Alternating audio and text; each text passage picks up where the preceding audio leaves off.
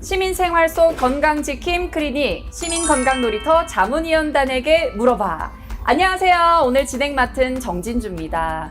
요즘 운동에 대한 관심이 참 많아지고 있는데요. 특히나 바쁜 현대인들에게는 홈트레이닝이 주목을 받고 있습니다. 그래서 오늘 이 시간에는 홈트레이닝과 다양한 운동 방법에 대해 알아볼 텐데요. 대구 한의대학교 한방재활스포츠의학과 김홍 교수님과 함께 시간 나눠보도록 하겠습니다. 안녕하십니까? 안녕하세요. 보통 홈트레이닝이라고 하면 집에서 혼자 운동을 하는 경우가 많은데 이럴 때 특별히 주의해야 될 점들이 참 많을 것 같습니다. 홈 트레이닝을 할 때 조심해야 될 세 가지는 움직임을 적게 하는 운동을 먼저 시작하는 게 가장 중요합니다. 왜냐하면 운동을 할 때 너무 흥분하거나 또는 이제 욕심을 내서 과한 동작들을 하다 보면 원하지 않는 상해를 생각보다 많이 당하기 때문에 처음 운동을 시작하시는 분들은 특히 등척성 운동, 움직임을 그대로 유지하면서 힘을 주는 타입의 운동을 하시는 게 훨씬 효과가 있고, 최근 연구 결과에 따르면 그런 타입의 운동이 과하게 움직이는 운동보다 훨씬 더 근력 증강에 효과가 있다고 알려져 있기 때문에 그 운동을 먼저 하시기를 추천드립니다. 그리고 두 번째는 이제 내가 몸이 안 좋은 상태에서 운동을 할 때 하고 몸이 좋은 상태에서 운동할 때가 좀 달라요. 무슨 얘기냐면 예전에 다쳐서 내가 그 부위를 다시 운동시키기 위해서 운동을 하는 경우에는 강도를 아주 낮춰야 됩니다. 그러니까 내가 평소 하던 것보다 한 반 정도, 50%는 줄여서 시작하시는 게 좋고, 내가 지금 이미 몸이 좋은데 특정 근육을 더 많이 발달시키기 위해서 한다. 그럴 때는 조금 더 높은 강도, 약간 힘든 정도의 수준으로 운동을 하시는 게 이게 중요합니다. 그 다음에 또 홈트 할 때 중요한 부분이 뭐냐면 자세입니다. 일반적인 자세로 운동을 하게 되면 제대로 근육을 쓰고 있다라고 생각을 하지만 사실은 잘못된 근육으로 다른 근육을 쓰거나 또는 쓰지 않아야 될 근육들을 쓰는 경우가 많습니다. 그래서 가급적이면 집에서 운동하실 때는 거울이나 이런 부분들을 보시면서 유튜브나 인터넷에서 제시한 운동 방법을 좀 정확하게 따라할 수 있도록 노력하시는 것이 되게 중요합니다.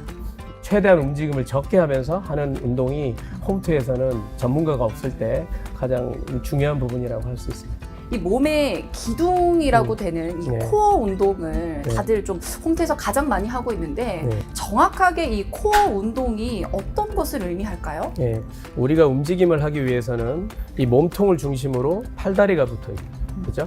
상지 쪽으로는 네. 팔이 붙어 있고, 하지 쪽으로는 다리가 붙어 있어요. 그 중간을 이루는 근육이 몸통, 엉덩이까지. 이 부위가 우리가 일반적으로 코어라고 하고요. 코어는 크게 두 가지로 나눠집니다. 안쪽을 잡아주는 코어, 바깥쪽을 잡아주는 코어, 이렇게 두 가지가 있다고 보고, 운동 강도가 낮을수록 안쪽부터 쓰입니다. 그리고 운동 강도가 높아질수록 바깥쪽으로 근육을 쓰게 돼요.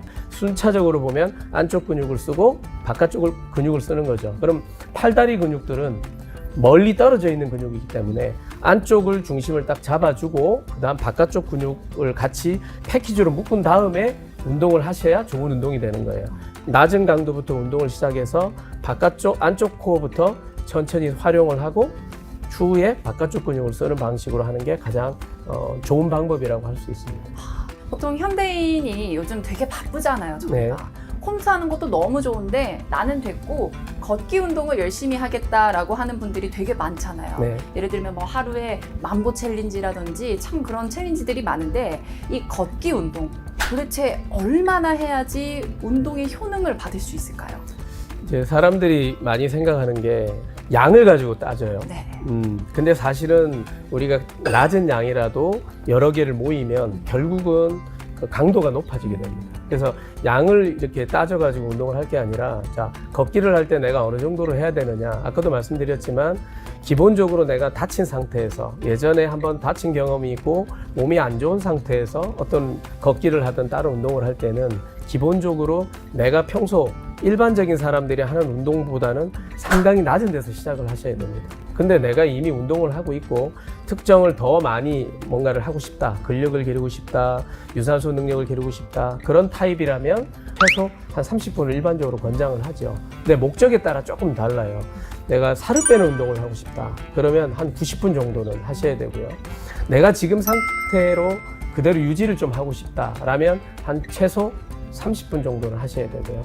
그리고 그 중간 단계 정도가 나는 시간은 많지 않은데 나름대로 기분도 좋게 하고 혈액순환도 좋게 하고 그런 타입의 어떤 걷기를 하고 싶다면 하루에 50분 정도는 권장이 됩니다. 다만 중요한 부분은 올바른 자세로 걷는 게 가장 중요하고요. 그리고 하나 팁을 좀 더 드리면 걸을 때 가장 중요한 게 걷기는 두 발로 걷는 게 아니라 한 발로 걷는 거거든요. 한 발로 계속 지지하는 형태로 걷기 때문에 몸의 균형력이 상당히 중요합니다. 그래서 걷기 운동을 할 때는 하기 전에 좀 천천히 걸으면서 내가 한 발로 충분히 몸을 균형을 잡고 운동할 수 있는 상태를 만들고 그 타입을 어느 정도 훈련을 한 다음에 이렇게 지속적으로 한 30분 이상 걸어주시는 게 좋겠다 이렇게 말씀드릴 수 있을 것 같습니다. 감사합니다. 오늘 교수님과 대화를 나눠봤을 때 네. 전체적으로 좀 봤을 때는 나의 컨디션에 맞게 네. 욕심내지 말고 그렇죠. 차근차근 운동을 채워나가면 언젠간 큰 힘을 발휘할 거다라고도 말씀을 정리해서 드릴 수 있을 것 같습니다. 네.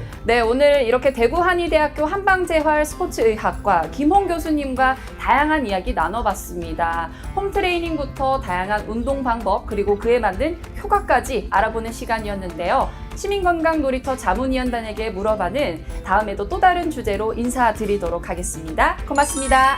고맙습니다.